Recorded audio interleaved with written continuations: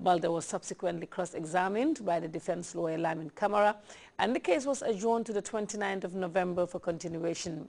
The Special Criminal Court is also set to deliver its ruling on the motion for bail filed on behalf of Modu Keita, Ibrahim Jallo and Michael Uche Thomas, the second, third and fourth accused persons, respectively, on the next adjourned date. The Jama Foundation for Peace recently organized a welcome reception for more than 100 people who took part in the latest edition of the Amsterdam-Dakar Banjul Challenge. The journey from origin to the Gambia lasted 22 days, and the vehicles they used will be auctioned off and the proceeds used to fund grassroots initiatives. We have more in this report by Ndai Buso. Yet an order batch of the Amsterdam Challengers to Banjul, and this time they exceed 100. 46 teams drove 46 vehicles from Amsterdam via Dakar to Banjul, reaching the source of the country on November 24th. The motive of the challenge is to auction the vehicles whose proceeds are given to the Jama Foundation for Peace project. At the site, board member of the foundation said the Amsterdam Banjul Challenge has been one of the biggest partners of the foundation and thus helps in complementing government efforts in creating a better living condition for all Gambians. In any country, a government cannot do everything by itself. You must have some organizations on the sites and some other people like you coming all the way from Amsterdam, driving so many thousands of kilometers, spending your money, risking, coming all the way here to identify the projects that you want to help. Because these projects are not coming directly to the Jama Foundation. We help and coordinate. That's why we have a project manager who goes around to see where you have donated your vehicles when it is auctioned the money, to see that these projects are going on fine. This is what we are doing, and so many other things as well. Ato Hals, coordinator of the Amsterdam-Dakar Banjul Challenge, expressed happiness for the good number of challenges of this trip, adding that the challenge has become a household name in Holland over the past years and remains very much optimistic that in the near future, hundreds of challengers will join in the Amsterdam Challenge. First time here in the Gambia, and the first challenge I've driven, but it's very nice to do. For the challengers, spending the best time of their holidays in helping humanity is something they are happy doing, and most of them, this is their first time to Africa. Well, Amsterdam Dakar Challenge, it's a subject from Paris-Dakar. Paris-Dakar is well known all over the world. And when we started it, at least when my friend started it in 2004, he started with Amsterdam Dakar Challenge. Yeah? So Dakar is one side, Amsterdam is the other side. And just by speaking to friends, relatives, colleagues about what a beautiful trip it is to drive all the way from Amsterdam up till here, and at the end give your car or sponsored money to the project. It's in the newspaper, it's on the TV, it's everywhere around. I hope the organization and everybody will do the best with it. We get a lot of money for the car, and that it all goes to we do Kambengo for new water holes and replanting new forest. The proceeds of the challenge will be given to the Jama Foundation for Peace, an initiative created by the President to complement the country's humanitarian efforts. For Grts News, I am Debuso. A team of election observers dispatched by the Commonwealth to monitor the November 24th presidential election today called on His Excellency, the President Sheikh Professor Walhaji Dr. Yahya Jammeh, this after giving the conduct of the race a clean bill of health. The team led by Nigeria's former Foreign Minister, Professor Bolaji Akinyemi, noted that the presidential race took place in a free, open and transparent manner, with no incident of violence and intimidation. Abdunjai reports. The team arrived in the country well before the campaign period. They stayed on to watch the political maneuver at the start of the presidential race and have scrutinized every single detail of the process on polling day.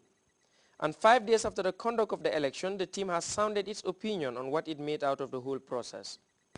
We got there about 6:30 in the morning, and Mr. President, you should have seen the queue at 7 police stations in just around that compound. I mean, I thought if I was blaming him for getting me out of bed too early, I said, look, we will get that there'll be nobody there.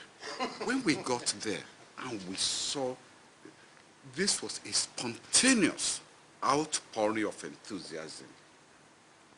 We didn't see any government officials putting pressure on anybody, none whatsoever. They queued patiently. They showed enthusiasm. Mr. President, I think you should ask the men why there were more women on the queue. I asked the women, why were they more on the queue than the men? And the women said, because they were enthusiastic about the experiment. So my brother, the foreign minister, have been teasing him since then that, more women turned up to vote at the election. It was very peaceful, no violence. And, Mr. President, you must take credit for this. The visit followed the publication of the Commonwealth Team of Election Observers preliminary report, which is already in circulation. At the State House, they underscored, among other things, the need for other African countries to emulate the Gambia's electoral system and the civil language, particularly that of President Jammeh, in calls for peaceful conduct of the election. We noted from the beginning the tone with which you set the entire environment. A very statesman-like posture. We are happy the opposition reciprocated by also making it a campaign of issues and not a... But as father of the nation, you set the tone. The others just responded. And we will reflect this, of course, in our own report, but you deserve congratulations for that. The way and manner in which the officials conducted the elections showed a full commitment to integrity. I've observed elections in several parts of Africa, and where I'm not here to condemn anybody, at least I could point to one experiment where I have absolutely no criticism of the actual conduct of the elections. The officials let us know that there was nothing to hide. Once we showed our label as international observers, we were allowed to observe everything. We noticed the cooperation among the party agents. You would have thought you were dealing with members of the same family. They were actually helping each other out. We were impressed with that. The conduct of the security forces, impeccable. In an election entirely financed by government, according to the observer team, it was rather remarkable that the process went as it did. The suggestions were for the use of the president's unlimited popularity and mandate, which appealed to every Gambian to broaden the democratic space, especially with regards to the role of journalists in nation building. For the president, it is only through elections one can measure progress, and it was important to him in spite of the challenges that the polls took place. This is a very important aspect as far as I am concerned, because contrary to what some people believe,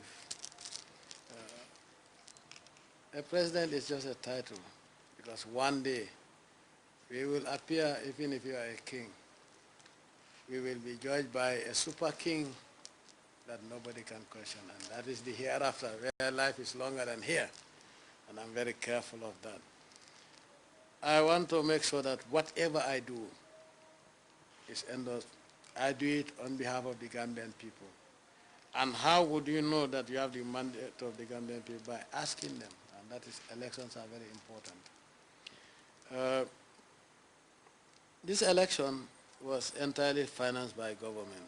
To my surprise, the IEC, when they came with a huge budget, I told them, look, we all know that there are economic crises, and maybe knock at the doors of some people that have always tried to give you something, so that, because for the government to really finance all this, with all this gloomy financial situation, it's a big risk. He went around and came back and said, well, we have nothing. So what do we do? I told him, well, even if you have to eat grass, there would be elections. We will do our best. So since you know that it's not possible from elsewhere, we will do our best, but don't expect that we can give you everything that you need. But we will do our best. for you to make sure that